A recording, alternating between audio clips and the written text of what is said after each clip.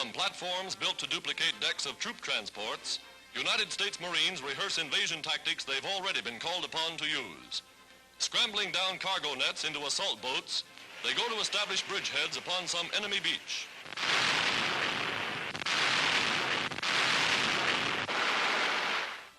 Soldiers of land, sea, and air, theirs is the tradition, first to fight, a role they've played for 165 years.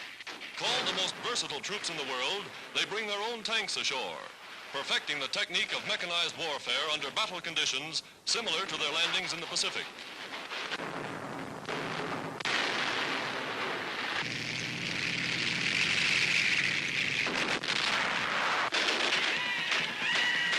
Today, the words, "The Marines have landed," have a special significance. For somewhere in the South Pacific, Navy transports are nosing their way, armed to the teeth, anti-aircraft guns on the alert, decks loaded with those same United States Marines, ready now for real action.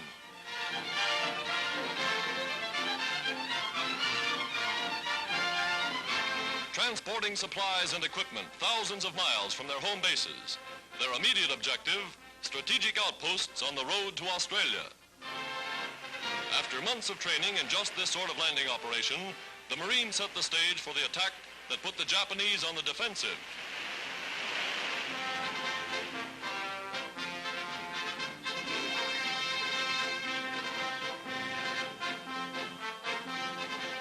Welcomed by young and old alike, the Devil Dogs, as they're called, are at home in any climate. Admiral Byrd, the famous American polar explorer, is with the landing party as ancient tribal chieftains come to greet the officers.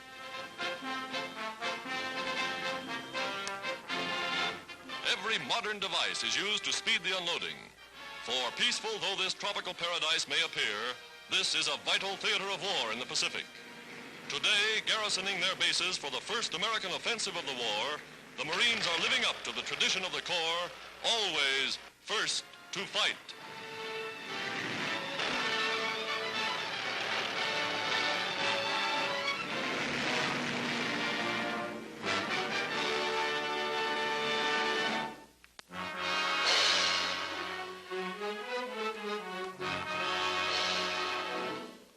The U.S. Navy speeds the building of giant, non-rigid airships. To special women workers is entrusted the handmade construction of the bags.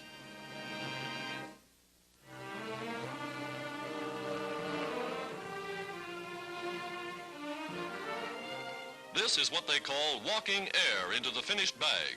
Now it's ready for final inspection.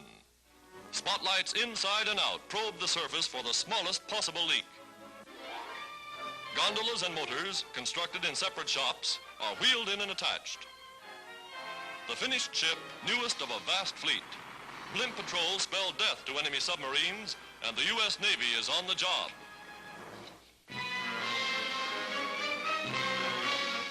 The United States solves the wartime problem of transporting oil within the country. The plan, to supply pumping stations and tank cars by additional pipelines direct from the wells.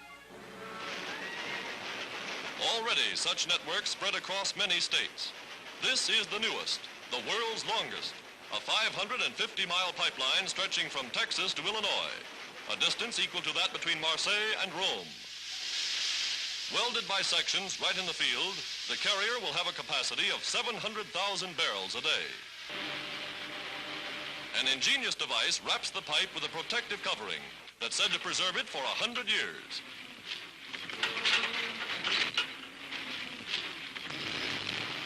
With equipment like this, American engineers get things done in a hurry.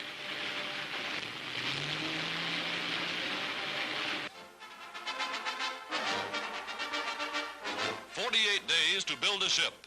That's a world record. And here are some of the sponsors ready for a mass launching. 6 cargo ships and 2 destroyers christened in one shipyard within 24 hours.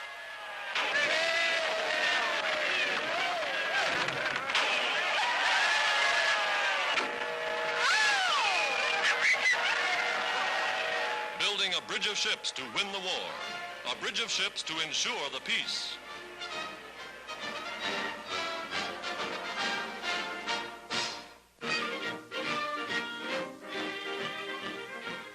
is one of many vacation camps in the United States.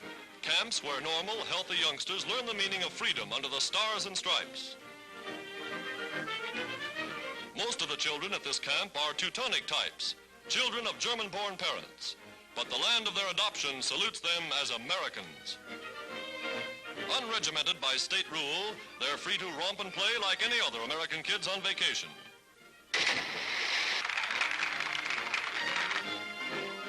And they invest their pennies in war stamps to help their country win these privileges for all children.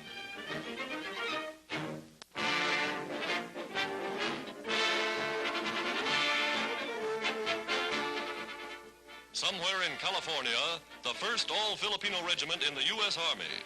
Newly recruited, these grim, determined sons of the Philippines march with but a single purpose in life: to avenge their brothers who fought and died for General MacArthur. With their own Major Fajardo second in command, these adopted sons of America prove able soldiers. In small patrols, they quickly learn the tactics of modern warfare. Emerging from foxholes like those in which perished the heroes of Bataan, they prove born fighters, eager for action.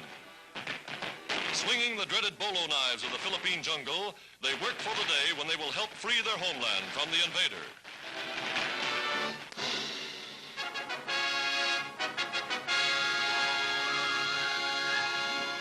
Flying Tigers, the famous American volunteer group, wing their way across China for the last time as volunteers. For 8 months, these Chinese signs have been the only insignia of the most spectacular and efficient fighting force in aviation history.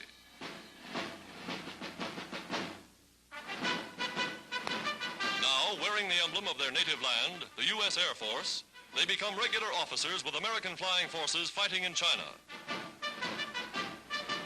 A Jap flag for every plane shot down, 200 in less than 4 months.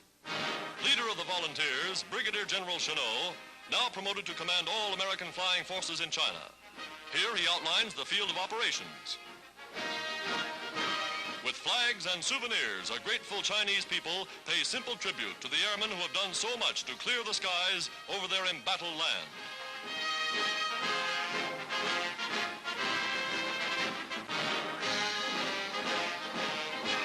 Clearing the skies for much-needed supplies. Supplies which in turn are exchanged for the valuable raw products of China.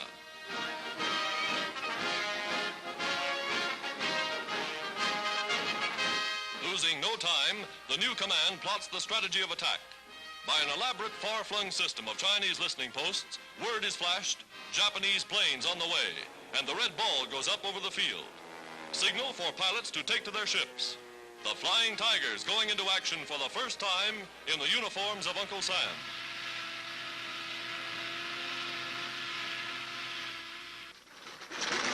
Newly assigned pilots go with the veterans. Schooled in the fighting tactics, Chennault has proven superior. Roaring aloft, they seek the enemy, their flying generals still at the controls. The new American Air Force over China, carrying on the tradition of the famous Flying Tigers.